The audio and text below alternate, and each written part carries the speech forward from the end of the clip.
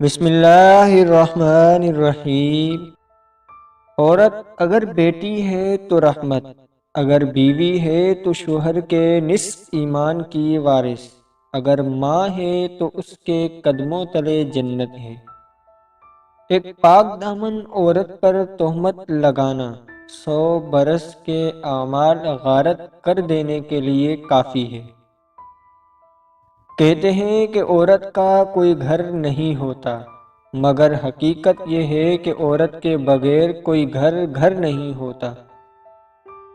عورت کے لیے ضروری ہے کہ گناہ کرنے سے پہلے وہ خود اپنے آپ پر ترس کھائے، کیونکہ گناہ کرنے والی عورت کو توبہ کے بعد صرف اللہ تعالی معاف کر دیتا ہے، لوگ معاف نہیں کرتے۔ بہترین بیوی وہ ہے جو تمہاری موجودگی میں عورت اور تمہاری غیر موجودگی میں مرد بن جائے۔